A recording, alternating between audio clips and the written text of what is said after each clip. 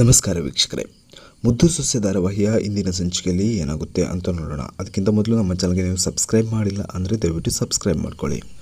ಅಜ್ಜಿ ಚಂಪನ ಹತ್ರ ಹೇಳ್ತಾರೆ, ಬೇಗ ಚಂಪಿ ಟವೆಲ್ ತೊಗೊಂಡು ಬಾ ಅಂತ ಹೇಳ್ತಾರೆ. ಆಗ ಚಂಪಾ ಟವೆಲ್ ತೊಗೊಂಡು ಬಂದು ಕೊಡ್ತಾಳೆ. ಅಜ್ಜಿ ವಿದ್ಯೆನ ತಲೆಯನ್ನು ಒರೆಸ್ತಾರೆ. ವಿದ್ಯೆನ ತಲೆ ಒರೆಸ್ತಾ ಹೇಳ್ತಾರೆ, ನೋಡು ಎಷ್ಟೊಂದು ತಲೆ ಒದ್ದೆ ಮಾಡ್ಕೊಂಡು ಬಂದಿದ್ದೀಯಾ, ಚಂಪಾ ಹೋಗಿ ನೀನು ಸಾಂಬ್ರಾಣಿನ ರೆಡಿ ಮಾಡ್ಕೊಂಡು ಬಾ ಅಂತ ಹೇಳ್ತಾರೆ. ಚಂಪಾ ಸಾಂಬ್ರಾಣಿನ ರೆಡಿ ಮಾಡ್ಕೊಂಡು ಬರ್ತಾಳೆ. ಅಜ್ಜಿ ಏನು ಮಾಡ್ತಾರೆ, ತಲೆ ಕೂದಲಿಗೆಲ್ಲ ಹಿಡಿತಾರೆ.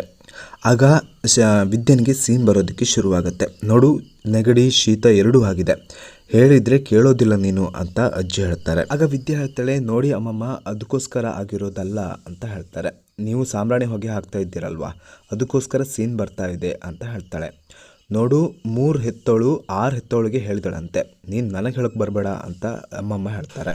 ನೋಡು, ಸಂದಾಗಿ ಸಾಂಬ್ರಾಣಿ ಹೊಗೆ ತಗೋಬೇಕು, ನೀನು ಚೆನ್ನಾಗಿದ್ದರೆ ತಾನೆ ನಿನ್ನ ಹೊಟ್ಟೆಲಿರೋ ಮಗು ತುಂಬ ಚೆನ್ನಾಗಿರೋದು ಅಂತ ಅಜ್ಜಿ ಸಾಂಬ್ರಾಣಿ ಹೊಗೆಯನ್ನು ವಿದ್ಯನಿಗೆ ಹಾಕ್ತಾರೆ. ಅದೇ ಸಮಯಕ್ಕೆ ಭದ್ರ ಬುಲೆಟ್ ತಗೊಂಡು ಬರ್ತಾನೆ. ಆಗ ಅಜ್ಜಿ ಅದನ್ನು ಸೌಂಡ್ನ ಗಮನಿಸಿ ಹೇಳ್ತಾಳೆ, ಓಹೋ ಸಾಹೇಬರು ಬಂದರು ಅಂತ ಅನಿಸುತ್ತೆ, ನೀನೇನು ಹೇಳಬೇಡ, ಸುಮ್ಮನೆ ಇದ್ಬಿಡು ಅಂತ ಹೇಳ್ತಾರೆ. ಭದ್ರ ಒಳಗಡೆ ಬಂದು ಅದನ್ನೆಲ್ಲ ಗಮನಿಸ್ತಾ ಹೇಳ್ತಾನೆ. ಅಜ್ಜಿಗೆ ಹೇಳ್ತಾನೆ, ಏ ಕಾಗೆ ಮುದ್ಕಿ, ನೀನೇನು ಸಾಮಾನ್ಯದವಳಲ್ಲ ಬಿಡು ಅಂತ ಹೇಳ್ತಾನೆ. ಆಗ ಅಜ್ಜಿ ಸೊಂಟದ ಮೇಲೆ ಕೈ ಹಿಡ್ಕೊಂಡು ಭದ್ರನ ಕಡೆ ನೋಡ್ತಾರೆ. ಆಗ ಅಮ್ಮಮ್ಮ ಹೇಳ್ತಾರೆ, ತುಂಬ ಜೋರು ಮಾಡಿ ಹೇಳ್ತಾರೆ, ಏನೋ ಯಾರಿಗೇನು ಹೇಳ್ತಾ ಇದ್ದೀಯಾ ನೀನು ಅಂತ ಕೇಳ್ತಾರೆ. ಆಗ ಭದ್ರ ಹೇಳ್ತಾನೆ, ನೀನು ದೊಡ್ಡಹಟ್ಟಿಯ ಯಜಮಾನಿಯಾಗಿ ಇವಳು ಸೇವೆ ಮಾಡ್ತಾ ಇದ್ದೀಯಾ, ಇಲ್ಲಿ ಇವಳಿಗೆ ಬಂದು ಸಾಂಬ್ರಾಣಿ ಹೊಗೆ ಹಾಕ್ತಾ ಇದೆಯಾ, ನನಗೆ ನಾಚಿಕೆ ಆಗೋದಿಲ್ವಾ ಅಂತ ಕೇಳ್ತಾನೆ. ನನ್ನ ಮೊಮ್ಮಗಳಿಗೆ ಸೇವೆ ಮಾಡೋದಕ್ಕೆ ನನಗೆ ಯಾಕೆ ನಾಚಿಕೆ ಆಗಬೇಕು ಅಂತ ಅಮ್ಮಮ್ಮ ಹೇಳ್ತಾರೆ. ಅದೇನು ದೊಡ್ಡಹಟ್ಟಿ ಅಂತ ಹೇಳಿದ್ಯಲ್ವಾ, ಆ ದೊಡ್ಡಹಟ್ಟಿಯ ವಂಶೋದ್ಧಾರಕವನ್ನು ಹೊಟ್ಟೆಯಲ್ಲಿ ಹೊತ್ಕೊಂಡಂಥ ಮುದ್ದು ಸೊಸೆ ಇವಳು ಅಂತ ಅಜ್ಜಿ ಹೇಳ್ತಾರೆ. ಆಗ ಭದ್ರ ಹೇಳ್ತಾನೆ, ಕಾಗೆ ಮುದ್ಕಿ, ಈಗ ನಿನ್ನ ಟೈಮು, ಆಡು ಆಡು ಅಂತ ಹೇಳ್ತಾನೆ. ನನ್ನ ಟೈಮ್ ಬರಲಿ, ನಾನೇನಂತ ಆಡಿ ತೋರಿಸ್ತೀನಿ ಅಂತ ಹೇಳ್ತಾನೆ. ಆಡು ಆಡು ಅಂತ ಅಜ್ಜಿ ಜೋರು ಮಾಡ್ತಾರೆ. ಹೋಗು ಹೋಗು, ನಿನ್ನ ಕ್ಯಾಮೆ ಏನಿದೆ ಅದನ್ನು ನೋಡ್ಕೋ ಅಂತ ಹೇಳಿ ಅಜ್ಜಿ ಭದ್ರನಿಗೆ ಜೋರು ಮಾಡ್ತಾರೆ. ಹಾಗೆ ವಿದ್ಯನಿಗೆ ಸಾಂಬ್ರಾಣಿ ಹೊಗೆಯನ್ನು ಕೂದಲಿಗೆ ಹಿಡಿತಾ ಇರ್ತಾರೆ. ಅದನ್ನು ಭದ್ರ ನೋಡ್ತಾ ಇರ್ತಾನೆ. ಇಲ್ಲಿ ಶಿವರಾಮೇಗೌಡ ಹೊರಗಡೆ ಕೂತ್ಕೊಂಡಿರ್ತಾನೆ, ಏನೋ ಬುಕ್ಸನ್ನು ನೋಡ್ತಾ ಇರ್ತಾನೆ. ಅಜ್ಜಿ ಟೀ ಕುಡಿತಾ ಇರ್ತಾರೆ. ಗೋವಿಂದನ ಶಿವರಾಮೇಗೌಡ ಕರೀತಾರೆ. ಅದೇ ಸಮಯಕ್ಕೆ ರಾಕೇಶ ಓಡೋಡಿ ಬಂದು ಗೌಡ್ರೆ ಗೌಡ್ರೆ ಅಂತ ಬಂದು ಶಿವರಾಮೇಗೌಡನ ಕಾಲನ್ನು ಹಿಡ್ಕೋತಾನೆ. ಏನಿದು, ನನ್ನ ಕಾಲನ್ನು ಬಿಡು ಅಂತ ಶಿವರಾಮೇಗೌಡ ಕೇಳ್ಕೊತಾನೆ.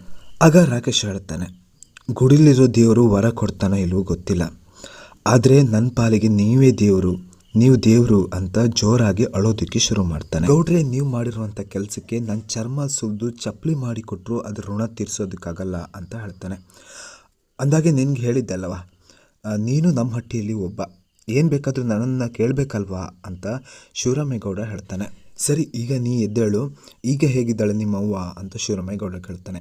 ಆಗ ರಾಕಿ ಹೇಳ್ತಾನೆ, ಏನು ತೊಂದರೆ ಇಲ್ಲ, ನಿಮ್ಮ ದಯೆಯಿಂದ ಈಗ ಚೆನ್ನಾಗಿದ್ದಾರೆ ಅಂತ ಹೇಳ್ತಾನೆ. ಅಂದಾಗೆ ಡಾಕ್ಟ್ರ್ ಏನು ಹೇಳಿದ್ರು ಅಂತ ಶಿವರಾಮೇಗೌಡ ಕೇಳ್ತಾನೆ. ಆಗ ರಾಕಿ ಹೇಳ್ತಾನೆ, ಇವತ್ತು ಡಿಸ್ಚಾರ್ಜ್ ಮಾಡ್ತಾರಂತೆ, ಮನೆ ಕರ್ಕೊಂಡು ಬರಬೇಕು ಅಂತ ಹೇಳ್ತಾನೆ. ಸರಿ, ನಿಮ್ಮ ಅಮ್ಮನ ಮನೆ ಕರ್ಕೊಂಡು ಬಂದಮೇಲೆ ತುಂಬ ಚೆನ್ನಾಗಿ ನೋಡ್ಕೋ ಅಂತ ಹೇಳ್ತಾರೆ. ನೀವು ಅವ್ರ ಜೀವವನ್ನು ಉಳಿಸ್ಕೊಟ್ಟಿದ್ದೀರಿ, ನಾನು ತುಂಬ ಚೆನ್ನಾಗಿ ನೋಡ್ಕೋತೀನಿ ಗೌಡ್ರೆ ಅಂತ ರಾಕಿ ಕೈ ಮುಗಿತಾನೆ. ನೋಡು, ದಿಟ ಹೇಳಬೇಕಂದ್ರೆ ನಿಮ್ಮಮ್ಮನ ಗುಣ ಆಗೋದಕ್ಕೆ ಕಾರಣ ನಾನಲ್ಲ ಅಂತ ಶಿವರಾಮೇಗೌಡ ಹೇಳ್ತಾನೆ. ಆಗ ರಾಕಿ ಹೇಳ್ತಾನೆ, ಗೌಡ್ರೆ ಅಂತ ಹೇಳ್ತಾನೆ. ಹೌದು, ಇದೆಲ್ಲಕ್ಕೆ ಕಾರಣ ನನ್ನ ಮಗಳು ಕಣ್ಮಣಿ ಅಂತ ಶಿವರಾಮೇಗೌಡ ಹೇಳ್ತಾನೆ. ನನ್ನ ಕೆಲಸದ ಉತ್ತರದಲ್ಲಿ ಇದೆಲ್ಲ ನಂಗೆ ಗಮನಿಸೋದಕ್ಕೂ ಕೂಡ ಆಗಲಿಲ್ಲ. ಕಣ್ಮಣಿ ಹೇಳದೇ ಇದ್ದರೆ ನಾನು ಈ ಕೆಲಸ ಮಾಡ್ತಾ ಇರಲಿಲ್ಲ ಅಂತ ಶಿವರಾಮೇಗೌಡ ಹೇಳ್ತಾನೆ. ಕಣ್ಮಣಿ ಹೇಳದೇ ಇದ್ದರೆ ಈ ವಿಷಯ ಯಾವುದು ನನಗೆ ಗೊತ್ತಾಗ್ತಿಲ್ಲ ಅಂತ ಶಿವರಾಮೇಗೌಡ ರಾಕಿ ಹತ್ರ ಹೇಳಿ, ನೋಡು ಅಮ್ಮನ ಚೆನ್ನಾಗಿ ನೋಡ್ಕೋ ಅಂತ ಹೇಳ್ತಾನೆ. ಸರಿ ಗೌಡ್ರೆ ಅಂತ ರಾಕಿ ಅಲ್ಲಿಂದ ಹೊರಗಡೆ ಹೋಗ್ತಾನೆ. ಹೊರಗಡೆ ಹೋಗ್ತಾ ಕಾರ್ ಪಕ್ಕದಲ್ಲಿ ನಿಂತ್ಕೊಂಡು ಆಲೋಚನೆ ಮಾಡೋದಕ್ಕೆ ಶುರು ಮಾಡ್ತಾನೆ. ಅದೇ ಸಮಯಕ್ಕೆ ಅಲ್ಲಿ ಕಣ್ಮಣಿ ಬರ್ತಾಳೆ. ಆಗ ಮೇಡಮ್, ನಿಮ್ಮ ಹತ್ರ ಮಾತಾಡಬೇಕು ಅಂತ ಹೇಳುವಷ್ಟರಲ್ಲಿ ನೀನು ಮೊದಲು ಕಾರ್ ತೆಗಿ ಅಂತ ಕಣ್ಮಣಿ ಹೇಳ್ತಾಳೆ. ಹಾಗೆ ರಾಕಿ ಕಾರ್ ತಗೊಂಡು ಹೊರಟು ಬಿಡ್ತಾರೆ. ಕಾರಲ್ಲಿ ಹೋಗ್ತಾ ಇರಬೇಕಾದ್ರೆ ಕಣ್ಮಣಿ ಹೇಳ್ತಾಳೆ, ಕಾರ್ ನಿಲ್ಲಿಸು ಅಂತ ಹೇಳ್ತಾರೆ. ರಾಕಿ ಕಾರ್ ನಿಲ್ಲಿಸ್ಕೊಂಡು ಹೊರಗಡೆ ಬರ್ತಾರೆ. ಆಗ ರಾಕಿ ಹೇಳ್ತಾನೆ, ನಮ್ಮ ಪಾಲಿನ ದೇವರು ನೀವು, ನಮ್ಮಮ್ಮನ ನನಗಂತ ಇರೋಳು ನಮ್ಮಮ್ಮ ಒಬ್ಬಳೆ, ಅವಳನ್ನು ನೀವು ನನಗೆ ಉಳಿಸ್ಕೊಟ್ಟಿದ್ದೀರಾ, ನನ್ನ ಪಾಲಿನ ದೇವರು ನೀವೇ ಅಂತ ರಾಕಿ ಕೈ ಮುಗಿತಾನೆ. ಆಗ ಕಣ್ಮಣಿ ಹೇಳ್ತಾಳೆ, ನಾನು ದೇವರಲ್ಲ, ನಿಮ್ಮಲ್ಲಿ ಒಬ್ಳು ಅಂತ ಹೇಳ್ತಾಳೆ. ಆಗ ಕಣ್ಮಣಿ ಹೇಳ್ತಾಳೆ, ನಮ್ಮಲ್ಲಿ ನೀನು ಕೂಡ ಒಬ್ಬ ಅಂತ ನಾನು ಮನಸ್ಸಲ್ಲಿ ತಿಳ್ಕೊಂಡಿದ್ದೀನಿ, ಅದು ನನ್ನ ಕರ್ತವ್ಯ ಅಂತ ಹೇಳ್ತಾಳೆ. ಆಗ ರಾಕಿ ಹೇಳ್ತಾನೆ, ನಾನು ನಿಮ್ಮ ಮನೆ ಕೆಲಸ ಮಾಡೋ ಕೂಲಿ ಡ್ರೈವರ್, ನೀವು ಆ ರೀತಿಯೆಲ್ಲ ನನ್ನ ಬಗ್ಗೆ ತಿಳ್ಕೊಬೇಡಿ ಅಂತ ಹೇಳ್ತಾನೆ. ನಮ್ಮ ಪಾಲಿನ ದೇವತೆ ನೀವು ಅಂತ ರಾಕಿ ಹೇಳ್ತಾನೆ. ಆಗ ಕಣ್ಮಣಿ ಹೇಳ್ತಾಳೆ, ಪ್ರತಿ ದೇವತೆಗೂ ಒಂದು ಜೋಡಿ ಇರ್ತಾರೆ, ಆ ಜೋಡಿ ನೀನೇ ಅಂತ ಹೇಳ್ತಾನೆ. ಆಗ ಕಣ್ಮಣಿ ಹೇಳ್ತಾ ಇದ್ದಾಗೆ ರಾಕಿ ಹೇಳ್ತಾನೆ, ಹಾಗಲ್ಲ ಮೇಡಮ್, ಹಾಗಲ್ಲ, ಅದನ್ನೆಲ್ಲ ನೀವು ಆ ರೀತಿಯಾಗಿ ತಿಳ್ಕೊಬೇಡಿ ಅಂತ ಹೇಳ್ತಾನೆ. ನಾನು ನಿಮ್ಮ ಋಣದಲ್ಲಿದ್ದೀವಿ, ಅದನ್ನು ತೀರಿಸೋದಕ್ಕಾಗದೆ ಈ ರೀತಿಯಾಗಿರ್ತೀನಿ. ನಮ್ಮ ಪಾಲಿಗೆ ಯಾವತ್ತೂ ನೀವು ದೇವತೆನೇ ಅಂತ ರಾಕಿ ಹೇಳ್ತಾನೆ. ಆಗ ರಾಕಿ ಹೇಳ್ತಾನೆ, ನಿಮ್ಮ ಪ್ರೀತಿನ ಒಪ್ಕೊಳ್ಳೋದಕ್ಕೆ ನನ್ನ ಕೈಯಲ್ಲಿ ಸಾಧ್ಯ ಇಲ್ಲ ಅಂತ ಹೇಳ್ತಾನೆ. ಇದು ದೇವ್ರ ನಿರ್ಧಾರ ಅಂತ ಕಣ್ಮಣಿ ಹೇಳ್ತಾಳೆ. ದೇವ್ರ ನಿರ್ಧಾರ ಆದರೂ ನೀವು ನಮ್ಮ ಪಾಲಿಗೆ ದೇವತೆ ಆಗಿದ್ದೀರಾ, ಆದರೆ ದೇವತೆನ ಸಂಗಾತಿಯಾಗಿ ಒಪ್ಕೊಳ್ಳೋದಕ್ಕೆ ನಾನು ತಯಾರಿಲ್ಲ ಅಂತ ರಾಕಿ ಹೇಳ್ತಾನೆ. ಇದು ನಿನ್ನ ಕೊನೆ ನಿರ್ಧಾರನಾ ಅಂತ ಕಣ್ಮಣಿ ಕೇಳ್ತಾಳೆ. ಹೌದು, ಇದು ನನ್ನ ಕೊನೆ ನಿರ್ಧಾರ ಅಂತ ಹೇಳ್ತಾನೆ. ನನ್ನ ಕೊರಳಿಗೆ ಬೇರೆಯವ್ರು ತಾಳಿ ಕಟ್ಟೋದನ್ನು ನನ್ನ ಕೈಲಿ ಸಹಿಸ್ಕೊಳ್ಳೋದಕ್ಕಾಗೋದಿಲ್ಲ ಅಂತ ಹೇಳ್ತಾಳೆ. ಆಗ ರಾಕಿ ಹೇಳ್ತಾನೆ, ನೋಡಿ ಮೇಡಮ್, ನೀವು ಈ ಪ್ರೀತಿ ಅನ್ನೋ ಭ್ರಮೆಯಲ್ಲಿದ್ದೀರಾ, ಇದನ್ನು ನೀವು ಬಿಟ್ಬಿಡಿ, ನೀವು ತುಂಬ ಎತ್ತರದಲ್ಲಿದ್ದೀರಾ, ಆ ಪೊಸಿಷನ್ನಲ್ಲಿ ಇದ್ಬಿಡಿ, ನೀನಿಲ್ಲದೆ ಇರೋ ಲೈಫು ನನಗೆ ಬೇಡ ಅಂತ ಕಣ್ಮಣಿ ಜೋರಾಗಿ ಅಳೋದಕ್ಕೆ ಶುರು ಮಾಡ್ತಾಳೆ. ಇದು ನಿನ್ನ ಕೊನೆ ಮಾತಾ ಅಂತ ಕೇಳ್ತಾಳೆ. ಆಗ ರಾಕಿ ಹೇಳ್ತಾನೆ, ಹೌದು, ಇದು ನನ್ನ ಕೊನೆ ಮಾತು ಅಂತ ಹೇಳ್ತಾನೆ. ನೀನಿಲ್ಲದೆ ಇರೋ ಜೀವನ ನನಗೆ ಬೇಕಾಗಿಲ್ಲ ಅಂತ ಕಣ್ಮಣಿ ಅಲ್ಲಿಂದ ಓಡೋದಕ್ಕೆ ಶುರು ಮಾಡ್ತಾಳೆ. ಹೀಗೆ ಕಣ್ಮಣಿ ಓಡ್ತಾ ಇರಬೇಕಾದ್ರೆ ರಾಕಿನೂ ಹಿಂದೆಯಿಂದ ಓಡ್ತಾನೆ. ಕಣ್ಮಣಿ ಇನ್ನೇನು ಕೆರೆ ಹಾರಬೇಕು ಅನ್ನುವಷ್ಟರಲ್ಲಿ ರಾಕಿ ಬಂದು ಹಿಡ್ಕೋತಾನೆ. ಕಣ್ಮಣಿ ಹೇಳ್ತಾಳೆ, ನನ್ನನ್ನು ಬಿಟ್ಬಿಡು, ನಾನು ಸಾಯಬೇಕು ಅಂತ ಹೇಳ್ತಾಳೆ. ಆಗ ರಾಕಿ ತುಂಬ ಸಿಟ್ಟು ಮಾಡ್ಕೊಂಡು ಹೇಳ್ತಾನೆ, ಮಣಿ ಅಂತ ಕೂಗ್ತಾನೆ. ಆಗ ಕಣ್ಮಣಿ ಹೇಳ್ತಾಳೆ, ಮನಸ್ಸಲ್ಲಿ ನನ್ನ ಬಗ್ಗೆ ಇಷ್ಟೆಲ್ಲ ಪ್ರೀತಿ ಇಟ್ಕೊಂಡ್ರು ಯಾಕೆ ಈ ರೀತಿ ಮಾಡ್ತಾ ಇದೀಯಾ ಅಂತ ಕೇಳ್ತಾಳೆ. ನಾನು ಏನೇ ಮಾಡಲಿ ಮಣಿ, ನನಗೇನೇ ಬೇಕಾದರೂ ನಿಮ್ಮ ಹತ್ರ ಬಂದು ಕೈ ಚಾಚಬೇಕು ಅಂತ ಹೇಳ್ತಾನೆ.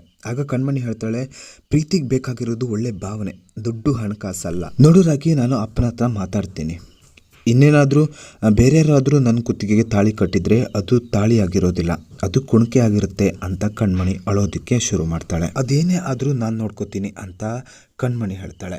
ಐ ಲವ್ ಯು ರಾಕಿ ಅಂತ ಹೇಳಿ ರಾಕಿನ ಜೋರಾಗಿ ಅಳ್ತಾ ನೋಡ್ತಾಳೆ. ಆಗ ರಾಕಿ ಹೇಳ್ತಾನೆ, ಮಣಿ ನೀನಂದ್ರೂ ಕೂಡ ನನಗೆ ತುಂಬ ಇಷ್ಟ ಅಂತ ಹೇಳ್ತಾನೆ, ಆದರೆ ಏನು ಮಾಡೋದು ಅಂತ ಹೀಗೆ ಹೇಳ್ತಾ ಇರಬೇಕಾದ್ರೆ ಅದೇನಿದ್ರೂ ಕೂಡ ನಾನು ನೋಡ್ಕೋತೀನಿ ಅಂತ ಕಣ್ಮಣಿ ಹೇಳ್ತಾಳೆ.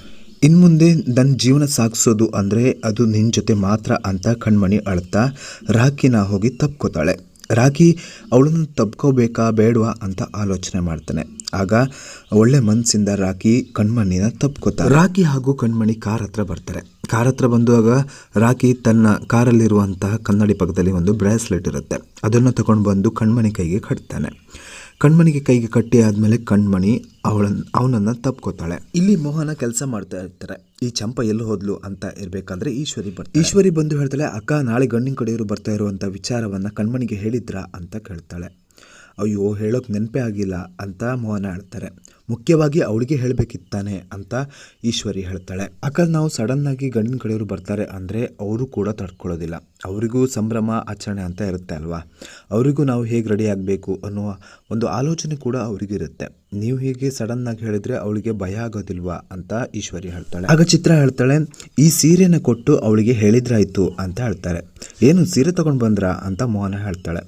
ಹೌದು, ಸೀರೆ ತಗೊಂಡು ಬಂದ್ವಿ ಅಂತ ಈಶ್ವರಿ ಹೇಳಿದಾಗ, ನೋಡು ಅಕ್ಕ, ಚೆನ್ನಾಗಿದೆ ನೋಡು ಅಂತ ಹೇಳ್ತಾಳೆ. ನೀವು ಸೆಲೆಕ್ಷನ್ ಮಾಡಿದ ಮೇಲೆ ತುಂಬ ಚೆನ್ನಾಗಿರುತ್ತೆ, ಕೊಟ್ಬಿಡೋಣ ಅಂತ ಮೋಹನ್ ಹೇಳ್ತಾಳೆ. ಈಗಲೇ ಕೊಡೋಣ ಅಂತ ಹೇಳಿ ಚಿತ್ರ ಹೇಳ್ತಾಳೆ. ಇಲ್ಲ, ಅವಳು ಈಗ ಮಲಗಿದ್ದಾಳೆ, ಮತ್ತೆ ಹೇಳಿದ್ರಾಯ್ತು ಅಂತ ಹೇಳ್ತಾರೆ. ಕಣ್ಮಣಿ ರೂಮಿಂದ ರಾಕಿಗೆ ಕಾಲ್ ಮಾಡ್ತಾಳೆ. ಕಾಲ್ ಮಾಡಿ ಆದಮೇಲೆ ರಾಕಿ ಆಚೆ ಈಚೆ ನೋಡಿಕೊಂಡು ಕಾಲ್ ರಿಸೀವ್ ಮಾಡ್ತಾನೆ. ಹೇಳಿ ಮೇಡಮ್ ಅಂತ ಹೇಳ್ತಾನೆ. ನಿನಗೆ ಹೇಳಿಲ್ವ ನಾನು, ಎಲ್ಲರ ಎದುರು ಇರುವಾಗ ಮಾತ್ರ ಮೇಡಮ್ ಅಂತ ಕರಿಬೇಕು, ಆಮೇಲೆ ಮಣಿ ಅಂತಲೇ ಕರಿಬೇಕಂತ ಹೇಳಿಲ್ವಾ ಅಂತ ಕಣ್ಮಣಿ ಹೇಳ್ತಾಳೆ. ಹೇಳಿ ಮಣಿ ಅವರೇ ಅಂತ ಹೀಗೆ ರಾಕಿ ಹೇಳ್ತಾನೆ. ಇದು ಕರೆಕ್ಟಾಗಿರೋದು ಅಂತ ಕಣ್ಮಣಿ ಹೇಳ್ತಾಳೆ.